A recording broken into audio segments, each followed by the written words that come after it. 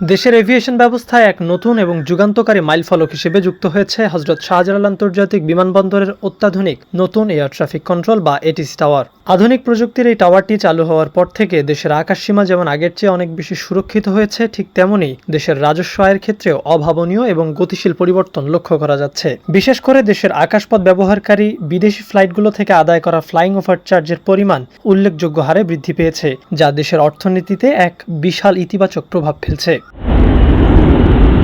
বিগত প্রায় 4 দশক ধরে দেশের আকাশপথের নিয়ন্ত্রণ ব্যবস্থা অত্যন্ত নাজুক এবং সেকেলে ছিল। 1986 সালে শাহজালাল বিমানবন্দরে যে প্রাইমারি এবং সেকেন্ডারি রাডারটি স্থাপন করা হয়েছিল তার স্বাভাবিক আয়ুষ্কাল ছিল মাত্র 10 বছর, কিন্তু সেই 10 বছরের পুরনো রাডার দিয়েই জোড়াতালি দিয়ে বছরের পর বছর ধরে আকাশপথ নিয়ন্ত্রণের কাজ চালানো হচ্ছিল। পুরনো সেই অ্যানালগ রাডারটির নজরদারির ক্ষমতা ছিল অত্যন্ত সীমিত।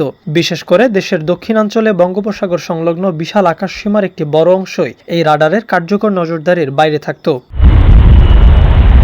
অতীতের সেই প্রযুক্তিগত সীমাবদ্ধতার সুযোগ নিয়ে প্রতিদিন অসংখ্য বিদেশি ফ্লাইট বাংলাদেশের আকাশসীমা ব্যবহার করলেও তাদের কাছ থেকে কোনো ধরনের নির্ধারিত ফ্লাইং ওভার ফি বা চার্জ আদায় করা সম্ভব হতো না। এতে করে সরকার প্রতি বছর হাজার হাজার কোটি টাকার নিশ্চিত রাজস্ব থেকে বঞ্চিত হতো। কিন্তু সে আক্ষেপের দিন এখন পুরোপুরি শেষ হয়েছে। বর্তমানে ফরাসি প্রযুক্তির অত্যাধুনিক রাডার সিস্টেম এবং নতুন এটিসি টাওয়ার চালু হওয়ার পর থেকে বঙ্গোপসাগর সহ দেশের পুরো আকাশসীমার উপর শতভাগ এবং নিখুঁত নজরদারি নিশ্চিত করা সম্ভব হয়েছে। এর ফলে এখন বাংলাদেশের আকাশসীমায় প্রবেশ করা প্রতিটি বিমান খুব সহজেই শনাক্ত করা যাচ্ছে এবং তাদের কাছ থেকে ফ্লাইং ওভার চার্জ আদায় করা যাচ্ছে।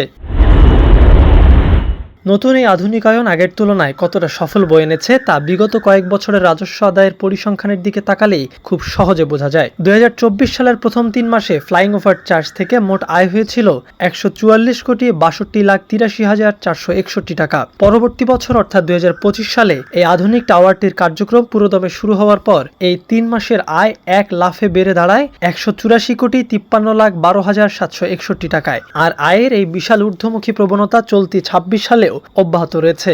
এই বছরের প্রথম 3 মাসে এই খাত থেকে আয় রেকর্ড পরিমাণ বৃদ্ধি পেয়ে প্রায় 199,28,73,810 টাকায় পৌঁছেছে।